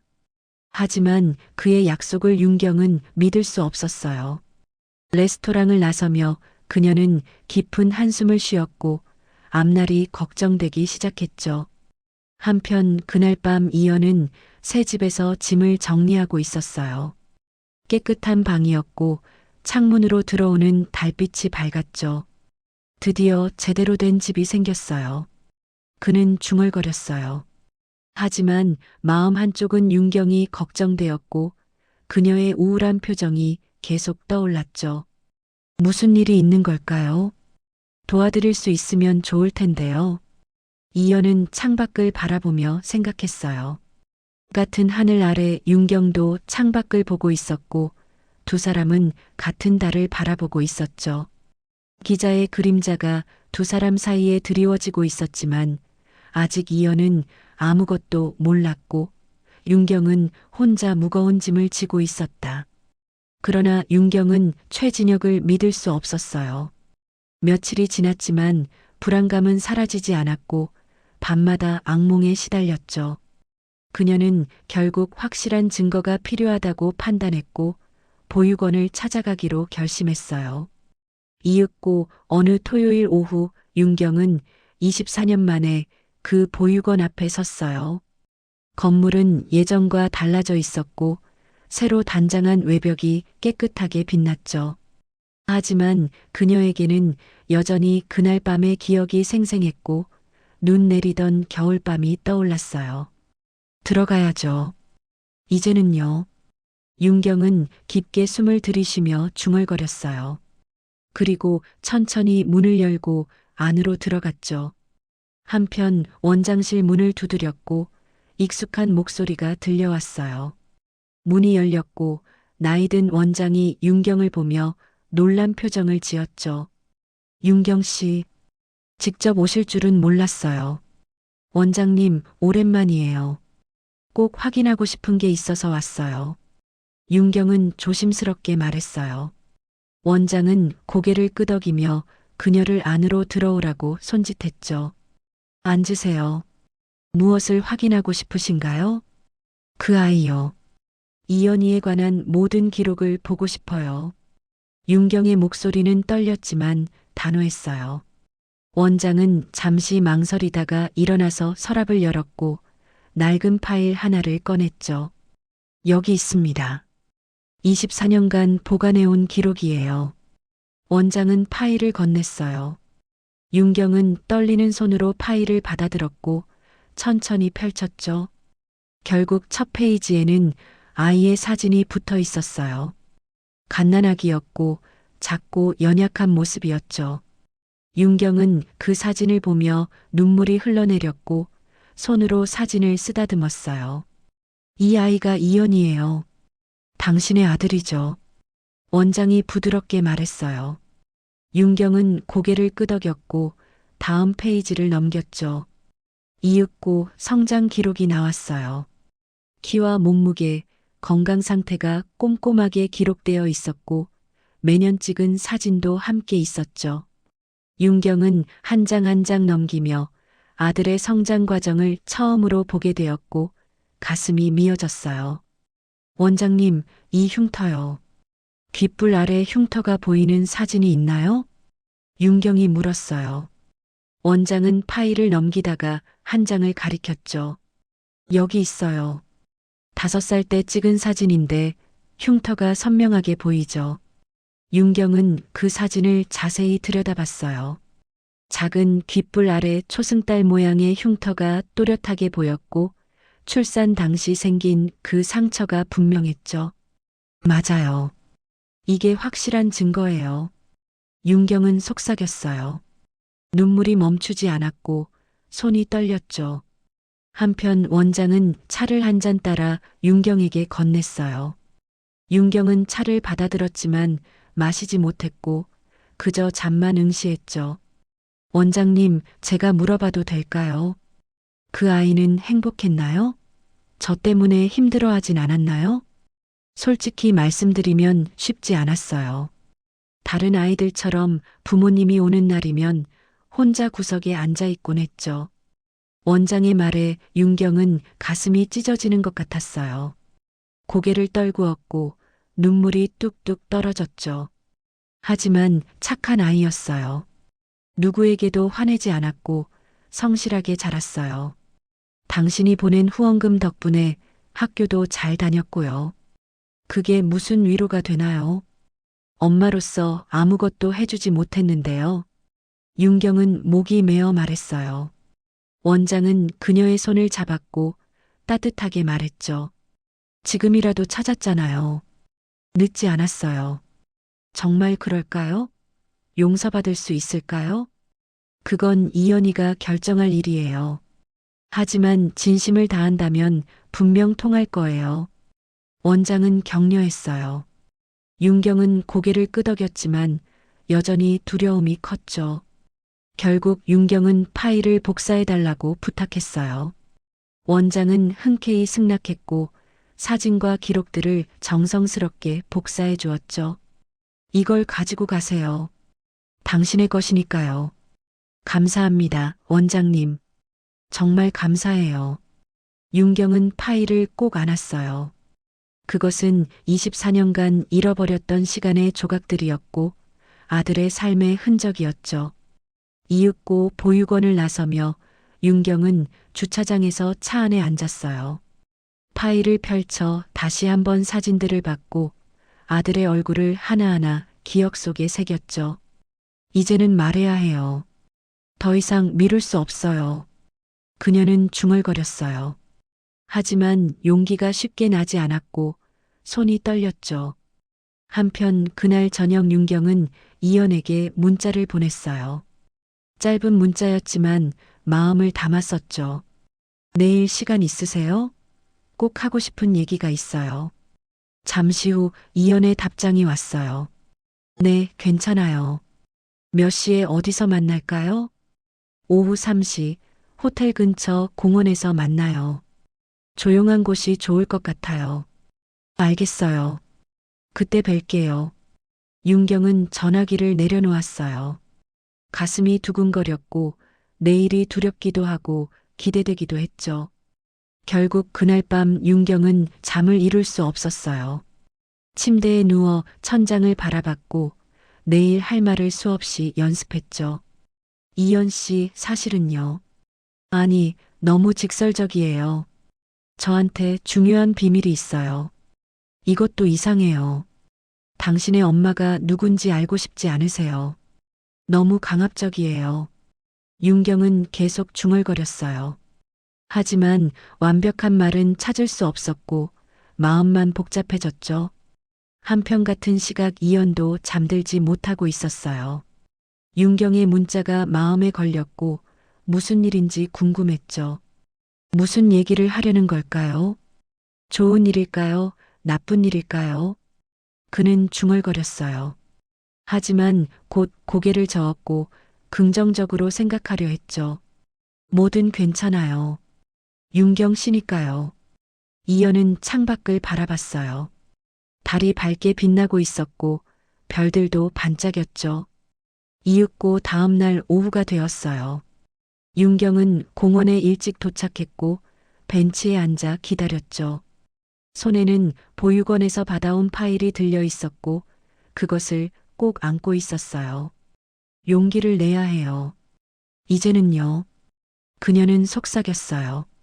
멀리서 이연이 걸어오는 모습이 보였고 윤경의 심장이 빠르게 뛰기 시작했죠. 윤경 씨, 기다리셨어요? 이연이 밝게 인사했어요. 윤경은 일어나서 미소를 지었지만 얼굴이 창백했죠. 아니에요. 방금 왔어요. 앉아요. 두 사람은 벤치에 나란히 앉았어요. 잠시 침묵이 흘렀고 새들의 지저귀만 들렸죠. 무슨 얘기를 하고 싶으셨어요? 이연이 먼저 물었어요. 윤경은 깊게 숨을 들이쉬었고 파일을 무릎 위에 놓았죠. 이연 씨, 저는요. 당신에게 꼭 해야 할 말이 있어요. 윤경의 목소리는 떨렸어요. 이연은 진지한 표정으로 그녀를 봤고 기다렸죠. 하지만 말을 꺼내기 직전 윤경의 전화가 울렸어요. 화면에는 비서라는 이름이 떠 있었고 급한 일인 것 같았죠. 죄송해요. 잠깐만요. 윤경은 전화를 받았어요. 비서의 다급한 목소리가 들렸고 얼굴이 굳어졌죠. 부회장님, 큰일 났습니다. 그 기자가 기사를 냈어요. 온라인에 떴습니다. 윤경은 숨이 멎는 것 같았어요. 손이 떨렸고 전화기를 떨어뜨릴 뻔했죠. 알겠어요. 지금 갈게요. 윤경은 전화를 끊었어요. 이연은 걱정스럽게 그녀를 받고 물었죠. 무슨 일이에요? 안색이 너무 안 좋은데요. 미안해요, 이연 씨. 급한 일이 생겼어요. 다음에 꼭 얘기할게요. 윤경은 서둘러 일어섰어요. 파일을 집어들었지만 손이 떨려서 페이지 몇 장이 바닥에 떨어졌죠. 아, 떨어졌어요. 이연이 재빨리 주워서 건넸어요. 그 순간 사진 한 장이 그의 눈에 들어왔고 어린아이의 모습이 보였죠. 이 사진은 아니에요. 아무것도 아니에요. 윤경은 황급히 사진을 낚아챘어요. 하지만 이미 이연은 뭔가 이상함을 느꼈고 의문이 생겼죠. 결국 윤경은 서둘러 자리를 떠났고 이연은 홀로 벤치에 남았어요. 그는 방금 본 사진이 계속 떠올랐고 보육원이라는 글씨가 선명하게 기억났죠. 뭔가 숨기는 게 있어요. 분명히요. 이연은 중얼거렸어요. 불안한 예감이 들었고 공원의 바람이 차갑게 느껴졌다. 그러나 윤경은 사무실로 돌아오자마자 컴퓨터를 켰어요. 비서가 알려준 기사를 찾았고 화면을 보는 순간 숨이 막혔죠. 제목은 선정적이었고 내용은 더 가혹했어요. 대기업 부회장의 숨겨진 과거, 24년 전 아이를 버린 미혼모.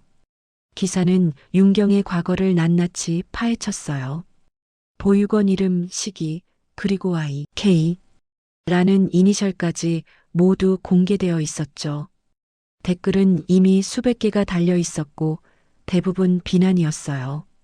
돈만 많으면 다야? 자기 자식도 버린 사람이. 저런 사람이 부회장이라니. 자격 없어. 그 아이는 지금 어떻게 살고 있을까? 불쌍해. 윤경은 화면을 보며 눈물이 흘렀어요. 손이 떨렸고 호흡이 가빠졌으며 책상에 주저앉았죠. 이연희가 보면 어떡하죠? 제발 보지 않았으면. 그녀는 중얼거렸어요. 하지만 이미 늦었다는 걸 알고 있었고 절망감이 밀려왔죠. 이윽고 비서가 노크하고 들어왔어요. 얼굴이 심각했고 손에는 여러 장의 서류가 들려 있었죠. 부회장님, 언론사에서 인터뷰 요청이 쏟아지고 있습니다. 어떻게 대응할까요? 모두 거절하세요. 아무 말도 하지 않을 거예요. 윤경은 단호하게 말했어요. 비서는 고개를 끄덕였지만 걱정스러운 표정을 지었죠. 주주들과 이사회에서도 연락이 왔습니다. 해명이 필요하다고 합니다. 알겠어요. 제가 처리할게요. 윤경은 말했지만 목소리는 떨렸어요. 비서가 나간 뒤 그녀는 창밖을 바라봤고 도시의 풍경이 흐릿하게 보였죠. 한편 그 시각 이연은 새 집에서 휴대폰을 보고 있었어요. 동료가 보낸 링크를 클릭했고 기사가 화면에 떴죠. 그는 천천히 읽기 시작했고 얼굴이 점점 굳어갔어요. 윤경 씨가 아이를 버렸다고? 그는 중얼거렸어요. 기사 내용을 읽으며 가슴이 답답해졌고 복잡한 감정이 밀려왔죠. 보육원, 24년 전, YK. 이연은 멈춰섰어요. 갑자기 모든 조각이 맞춰지기 시작했고 머릿속이 혼란스러워졌죠. 설마, 저요? 제가 그 아이인가요? 그는 소파에 주저앉았어요.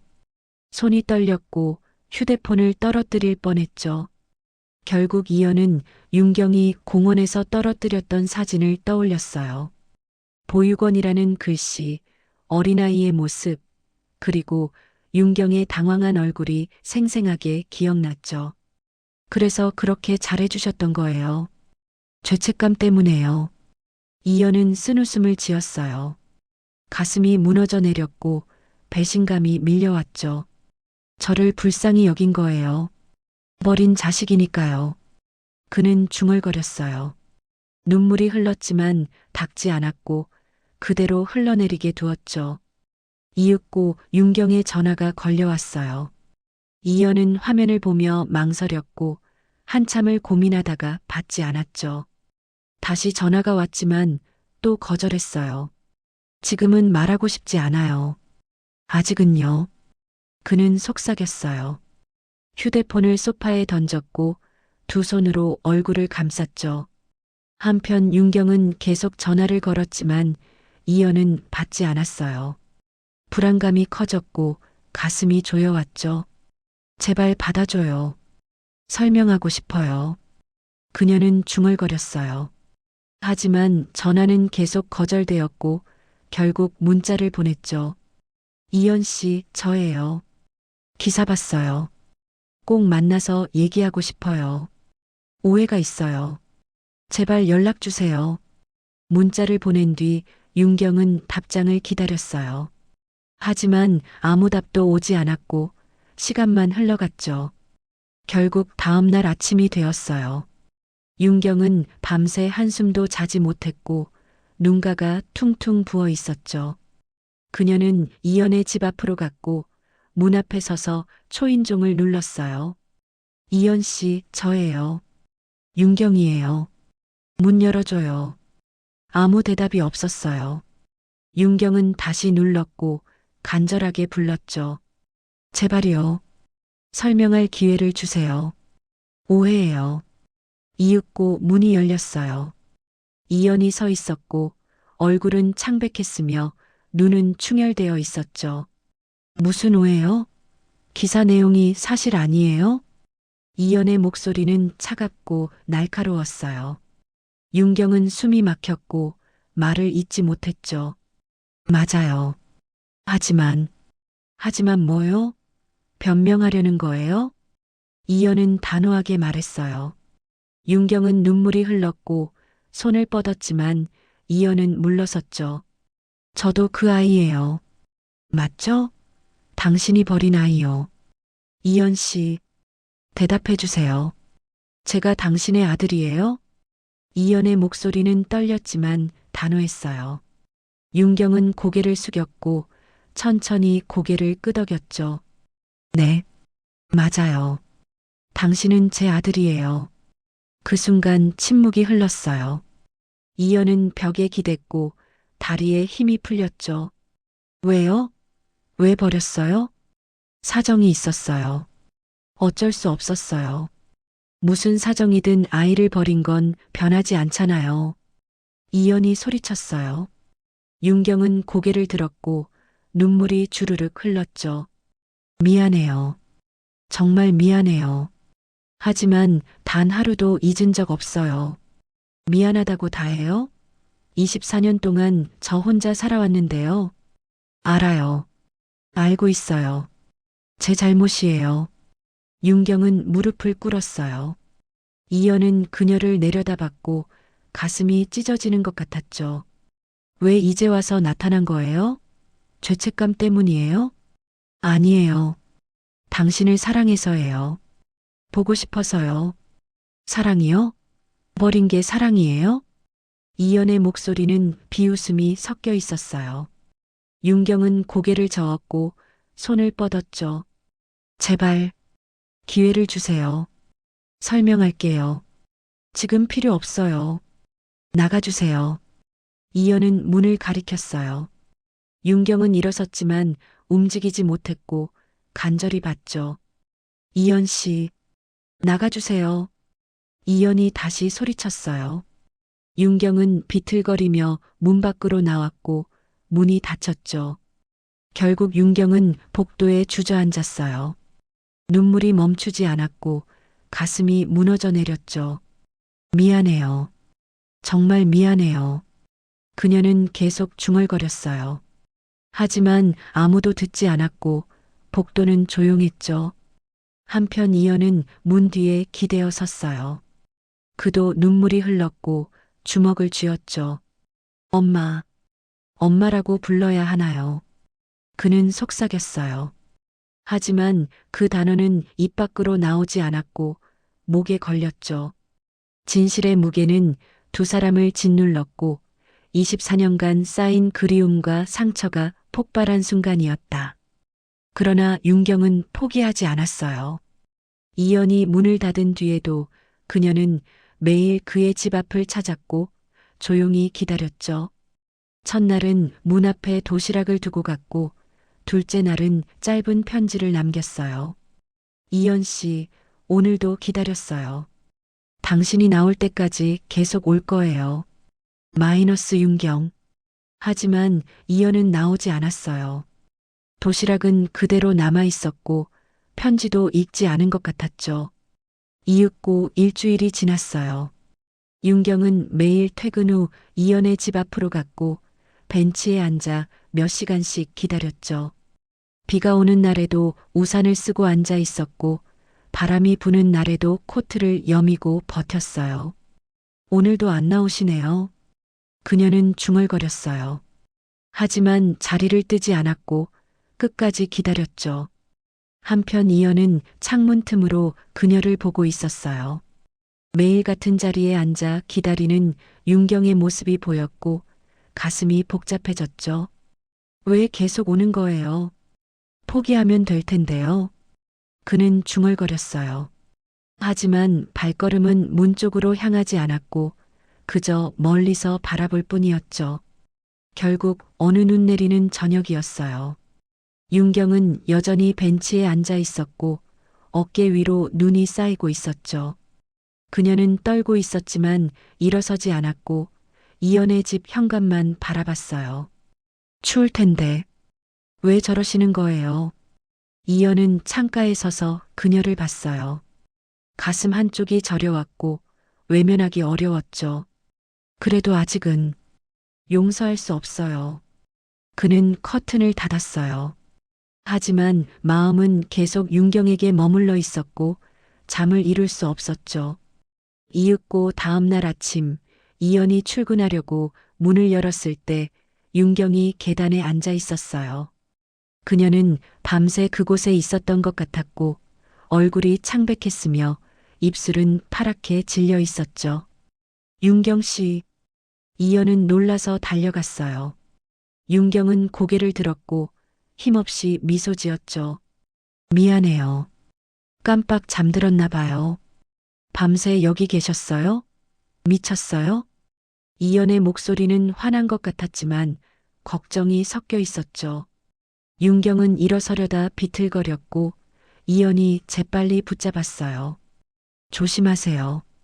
몸이 얼었잖아요. 괜찮아요. 당신 얼굴 보니까 괜찮아요. 윤경은 말했어요. 이연은 한숨을 쉬었고 그녀를 부축해 집 안으로 데려갔죠. 들어와요. 따뜻한 거 마셔요. 들어가도 돼요? 이러다 죽을 것 같아서 그래요. 오해하지 마세요. 이연은 퉁명스럽게 말했어요. 하지만 손은 부드럽게 그녀를 이끌었고 소파에 앉혔죠. 한편 이연은 따뜻한 차를 끓였어요. 윤경은 소파에 앉아 떨고 있었고 이연은 담요를 가져다 덮어줬죠. 마셔요. 몸 좀 녹이세요. 고마워요. 윤경은 차를 받아들었어요. 따뜻한 온기가 손에 전해졌고 천천히 한 모금 마셨죠. 왜 이렇게까지 하는 거예요? 이연이 물었어요. 윤경은 차 잔을 내려놓고 그를 똑바로 봤죠. 당신이 제 아들이니까요. 24년 동안 그리워했으니까요. 그리워했다고요? 버려놓고요? 이연의 목소리는 여전히 차갑고 날카로웠어요. 윤경은 눈물이 흘렀지만 시선을 피하지 않았죠. 맞아요. 제가 버렸어요. 하지만 단 하루도 잊은 적 없어요. 그게 무슨 위로가 돼요? 위로가 안 된다는 거 알아요. 하지만 진심이에요. 윤경은 가방에서 두꺼운 파일을 꺼냈어요. 이연은 그것을 받고 의아한 표정을 지었죠. 이게 뭐예요? 당신의 성장 기록이에요. 보육원에서 받아왔어요. 윤경은 파일을 건넸어요. 이연은 망설이다가 받아들었고 천천히 펼쳤죠. 결국 첫 페이지에는 갓난아기 사진이 있었어요. 자신의 모습이었고 너무나 작고 연약해 보였죠. 이게 저예요? 네. 태어났을 때 모습이에요. 이연은 다음 페이지를 넘겼어요. 성장 기록, 키와 몸무게, 건강 상태가 꼼꼼하게 적혀 있었고 매년 찍은 사진도 함께 있었죠. 이 기록들, 제가 직접 못 봤던 시간들이에요. 원장님이 보관하고 계셨어요. 윤경의 목소리는 떨렸어요. 이연은 계속 넘겼고 5살 때 사진에서 멈췄죠. 귓불 아래 흉터가 선명하게 보였어요. 이 흉터, 태어날 때 생긴 거예요. 제가 기억하는 유일한 표식이에요. 이연은 자신의 귓불을 만졌어요. 똑같은 흉터가 있었고 손끝이 떨렸죠. 이윽고 이연은 파일을 덮었어요. 눈물이 흘렀지만 닦지 않았고 그대로 흘러내리게 두었죠. 왜 버렸어요? 정말 이유가 있었어요? 24이었어요. 미혼모였고 가문에서 반대했어요. 아이 아버지는 해외로 전출됐고 저는 혼자였어요. 윤경은 천천히 말했어요. 이연은 그녀를 받고 기다렸죠. 키울 수 있었어요. 하지만 겁이 났어요. 제대로 키울 수 있을지, 아이가 행복할 수 있을지 확신이 없었어요. 그래서 버린 거예요? 변명이 안 된다는 거 알아요. 하지만 그때는 그게 최선이라고 생각했어요. 윤경은 고개를 숙였어요. 이연은 한참을 침묵했고 창밖을 바라봤죠. 매년 봉투를 보냈다면서요. YK라고요.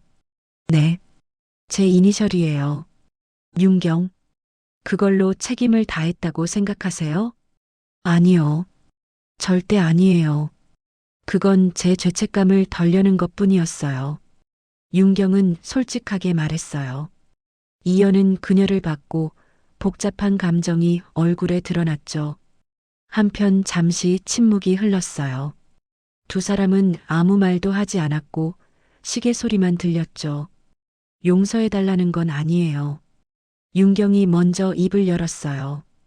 이연은 그녀를 봤죠. 그럼 뭘 원하는 거예요? 당신 곁에 있고 싶어요. 엄마로서가 아니어도 괜찮아요. 그냥 친구로라도요.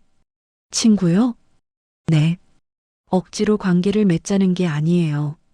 천천히 당신이 원하는 만큼만요. 윤경의 목소리는 간절했어요. 이연은 고개를 돌렸고 대답하지 않았죠. 생각해 볼게요. 지금은 혼란스러워요. 충분히 그럴 수 있어요. 기다릴게요. 윤경은 일어섰어요. 담요를 개어 소파에 놓았고 이연을 봤죠. 오늘 들여보내줘서 고마워요. 그리고 미안해요. 조심히 가세요. 이연은 짧게 말했어요. 윤경은 고개를 숙이고 나갔고 문이 조용히 닫혔죠. 결국 이연은 홀로 남았어요. 그는 소파에 앉아 파일을 다시 펼쳤고 자신의 어린 시절 사진들을 하나하나 봤죠. 엄마, 엄마라고 불러야 할까요? 그는 중얼거렸어요. 하지만 여전히 그 단어는 낯설었고 마음속 깊이 받아들이기 어려웠죠. 한편 그날 저녁 최진혁 기자가 다시 나타났어요. 윤경의 사무실로 불쑥 찾아왔고 비서가 막으려 했지만 강제로 들어왔죠. 부회장님 또 뵙네요. 최진혁은 비웃듯 말했어요.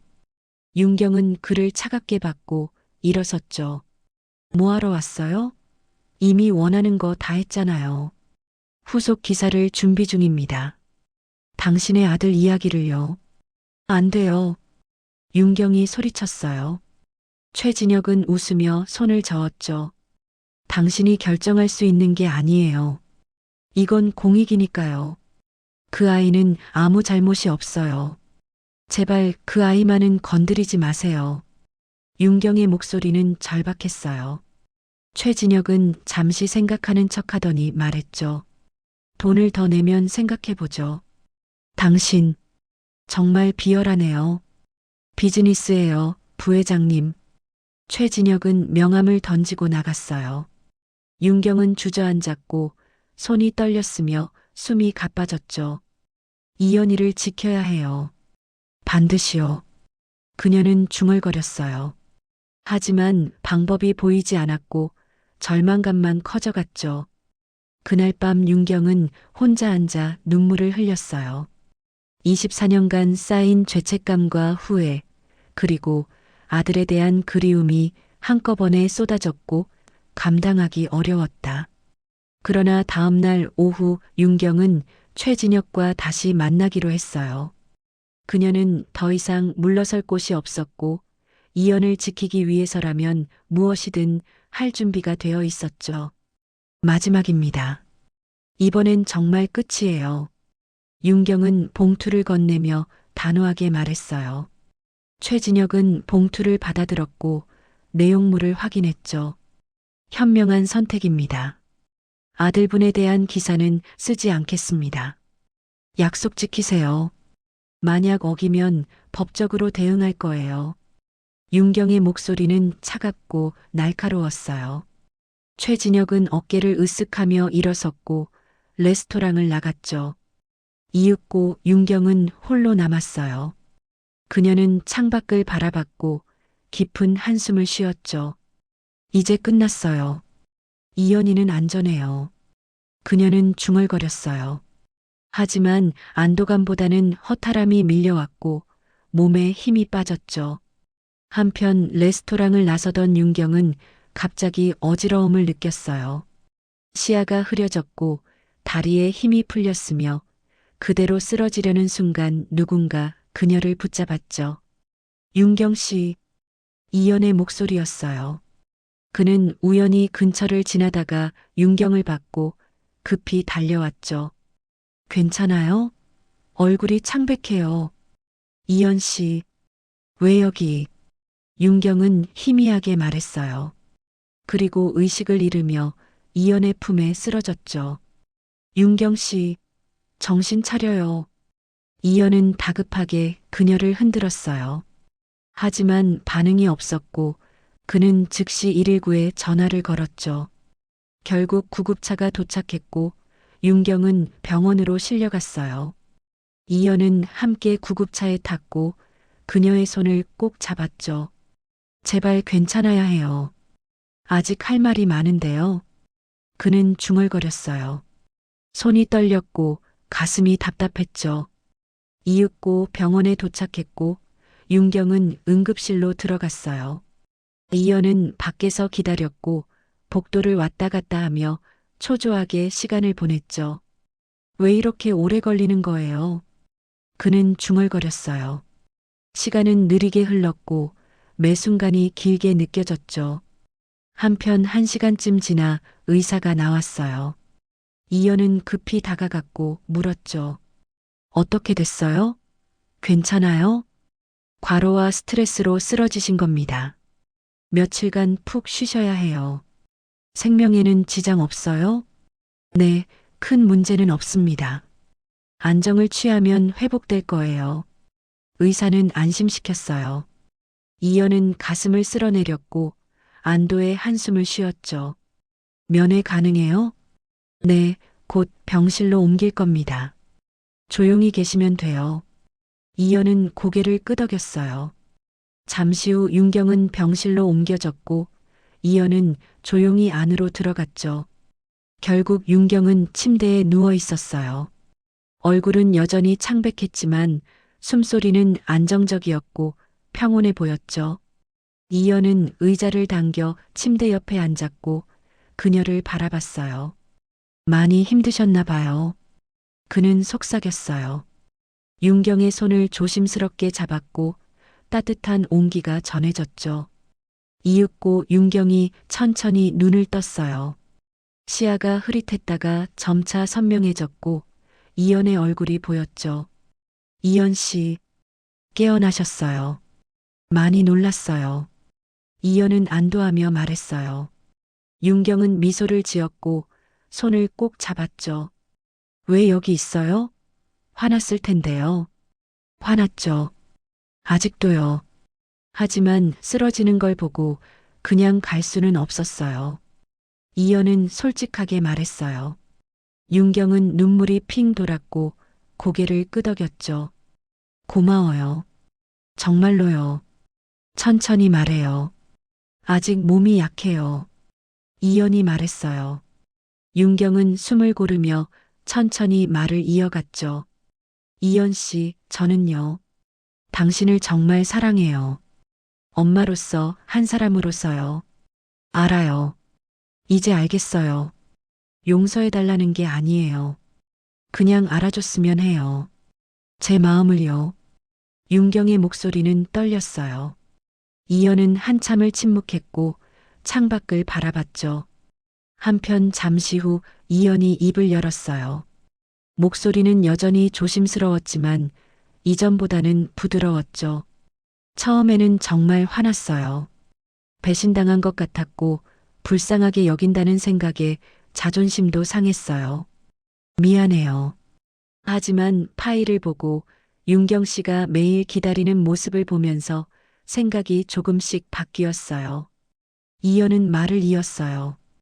윤경은 그를 바라봤고 눈물이 흘렀죠. 당신도 힘들었겠다는 생각이 들었어요. 24년 동안 혼자 그리워하며 살았다는 게요. 이연 씨, 아직 엄마라고 부를 순 없어요. 시간이 필요해요. 충분해요.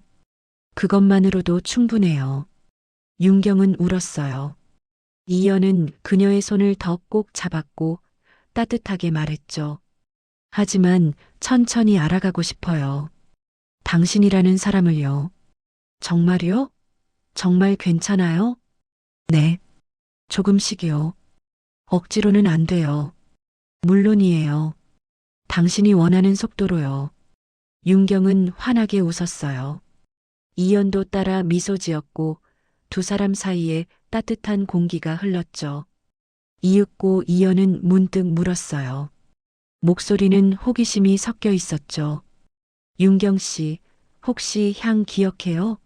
제가 처음 느낀 그 향이요. 향이요? 네. 로비에서 처음 만났을 때, 그리고 같이 걸을 때도요. 비 오는 날의 공기처럼 맑은 향이었어요. 윤경은 잠시 생각하더니 고개를 끄덕였어요.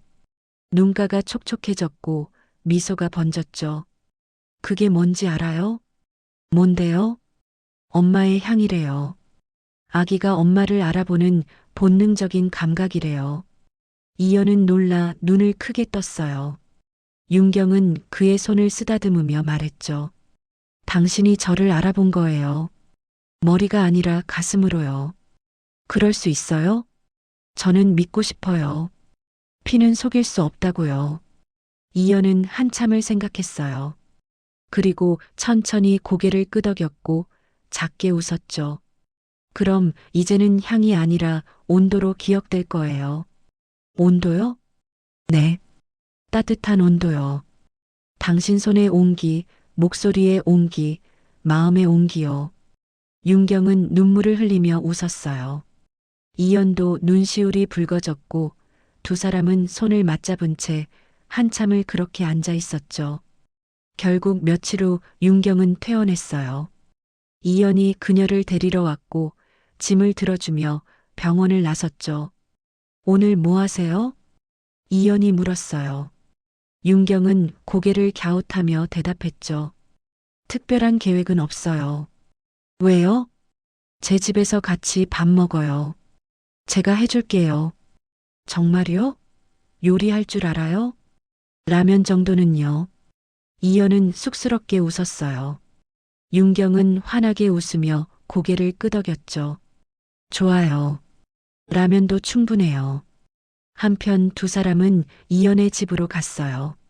작지만 깨끗한 공간이었고 윤경은 둘러보며 미소 지었죠. 좋은 집이네요. 따뜻해요. 윤경 씨 덕분이에요. 이 집도 월세도요. 제가 한 게 아니에요. 전 주인이 했다면서요. 윤경은 웃으며 말했어요. 이연은 고개를 저었고 그녀를 봤죠. 알고 있어요. 윤경 씨가 해준 거요.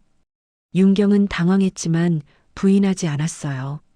이연은 부엌으로 갔고 라면을 끓이기 시작했죠. 이윽고 두 사람은 작은 식탁에 마주 앉았어요. 라면 두 그릇이 놓였고 김치와 단무지가 함께였죠. 맛있어 보여요. 윤경이 말했어요. 이연은 젓가락을 건넸고 함께 먹기 시작했죠. 맛있어요. 정말로요. 라면인데 뭐가 맛있어요. 당신이 끓여줘서 맛있어요. 윤경은 진심을 담아 말했어요. 이연은 얼굴이 붉어졌고 고개를 숙였죠. 한편 식사를 마친 뒤 두 사람은 거실에 앉아 차를 마셨어요. 창밖으로 해가 지고 있었고 노을이 아름다웠죠. 이연 씨, 앞으로 자주 만날 수 있을까요? 네. 천천히요. 서두르지 않고요. 고마워요. 기회를 줘서요. 저도 고마워요. 기다려줘서요. 두 사람은 미소를 지었어요. 여전히 어색한 부분도 있었지만 따뜻한 온기가 흐르고 있었죠. 결국 해는 완전히 졌고 별들이 하나둘 떠올랐어요. 윤경은 일어나 집으로 가려 했고 이연이 현관까지 배웅했죠. 조심히 들어가세요. 너도 푹 쉬어. 오늘 고마웠어. 윤경은 자연스럽게 반말을 했어요. 이연은 놀랐지만 웃으며 대답했죠. 네, 윤경 씨도요.